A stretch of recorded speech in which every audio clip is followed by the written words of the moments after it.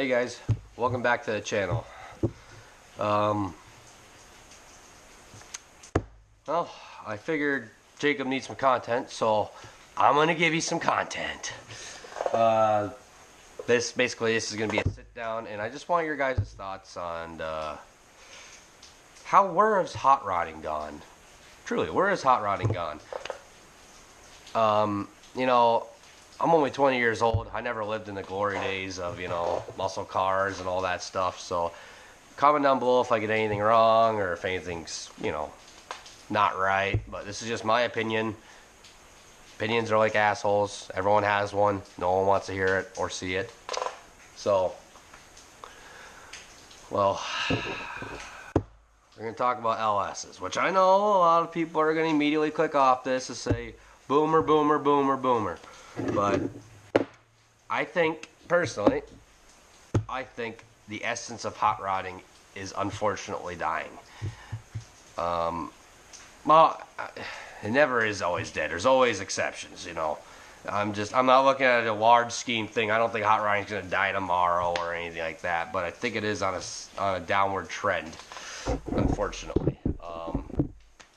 Now, why do I say this? There's just not many people like me and my buddy Clay Birch, who does all this old Ford stuff, and Jacob. A lot of today's hot rodding is complaining about stuff. If you don't have 700 horsepower and you're 5.3 LS with a turbo on it, then your car's slow. Or it's all about how much horsepower you can push, which is, that's a huge part of hot rodding. You got to have big power, but to me, you're losing a lot of the essence of hot rodding. And, all the old timers, there goes the boomer thing again, but all the old timers would find an old tree and come along and winch their old 318 LA motor out of their 70 Roadrunner and shoehorn a 440 in 2 days and take it to the track and run 12s. To me, that doesn't happen anymore. We're a pretty rare group, actually, us on Automotive Aficionados. That's why you should subscribe and like the video so you can see us do more dumb stuff that, basically is what people did back in the old days, but they didn't have cameras. So,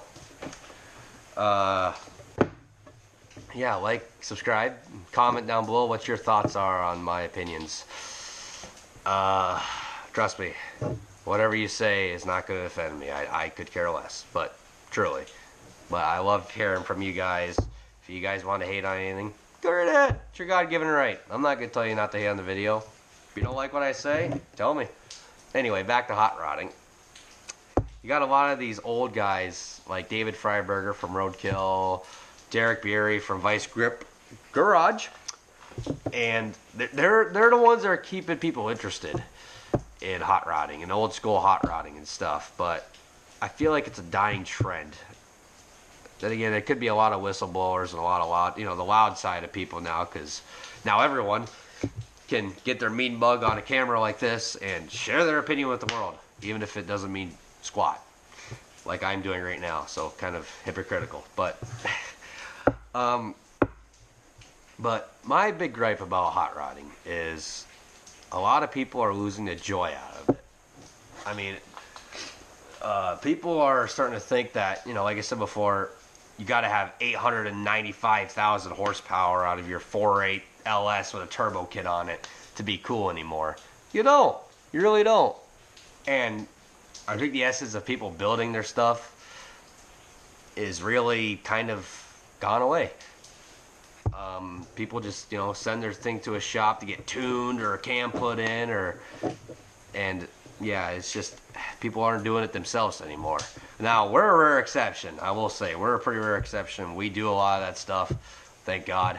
Thank God I found these people at college that, think somewhat like-minded, even though you're never going to find someone like yourself. So, but, I mean, the essence of hot rodding is having fun, man. It's not all about how fast you can go or how much you can argue with someone on the internet or bench race your mom's 99 Tahoe with a 5.3 in it. It's not about that. It's about having fun. It's about getting out there and working and not sitting and, computer typing about, what stage cam does my LS need, or what stage cam does these cam specs look good? It's like, it's good to ask for an opinion, but you got to get out there and do it. It's all talk now these days, which is irritating. And for us on our channel, it's quite annoying because we're not all like that. We promise. There's some of us who are out here trying. We're out here experimenting. Like I said, I've never done boost before, and I don't, I read the internet for some stuff, but I like to learn by error, which is what a lot of old guys did back in the day. Is there was no internet. You learned by how badly you screwed up. If you screw up, if you did this, pull it out, rebuild it. It is what it is. It's just parts. It's all mechanical. How hard can it be? If you have the right mindset and the right tools, you can make a motor do anything. And obviously the right budget too. But, I feel like the essence of hot rodding has died a little bit. I'm not saying it's completely gone. I'm sure a lot of you will say this, but I feel like the LS thing, they're great motors, but it's more of a personality thing than it's not the LS's fault. It's the people that come with it and what they say about the LS. It makes things too easy, in my opinion. Easy's good. Obviously easy's always good, but in my opinion, hot rodding takes challenge. You gotta experiment with things. You mess shit up. You do sketchy things. You gotta get you gotta get it done. I feel like there's too much of a safe bubble coming with hot rodding now these days with LS motors and people hopping up stuff. I mean, Jacob's a prime example. He screws up all the time and everyone just, nails him for it, but I respect him for, he went out there and tried it. You don't know. Maybe it will work. That's the whole point of hot rodding is, will it work?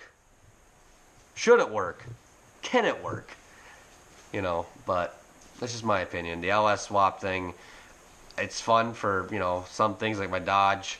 I love my LS swap, but I built that just to bait the living crap out of it. I mean, the thing had copper showing on the bearings. I just sent it. I didn't care.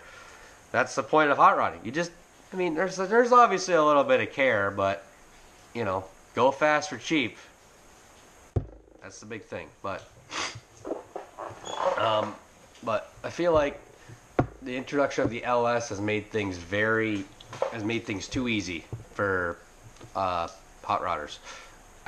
If you're just looking if you're not really into the whole engine building and stuff like that, and you just want to drop in and go engine, that's perfectly fine. There's nothing wrong with LS. LSs are great. You get AC and an EFI and starts right up, get good fuel mileage, that's fine. But every LS sounds the same.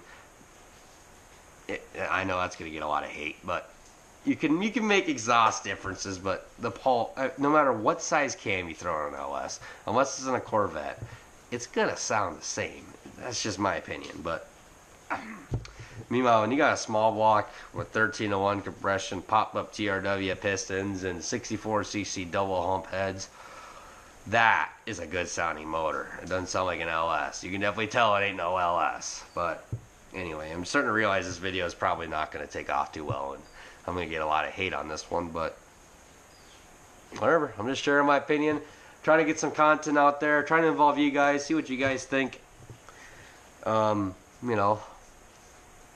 Whatever happened to pulling engines out in HOA environments? Well, before HOA existed. Whatever happened to pulling an engine out on the weekend and doing all that stuff? Now it's, do it in the car. I don't want to. It's like, come on, man. It is what it is. But anyway, that's my rant. I just want to get you guys' opinion on what my opinions. Comment down below what you think. If you agree with me, if you hate me, if you want to send me threats, go right ahead. It's up to you. I just figured I'd stir the pot a little and get you guys' opinion. So, you guys, take it easy. Stay between the ditches. And don't find out where I live. Alright, take it easy, guys.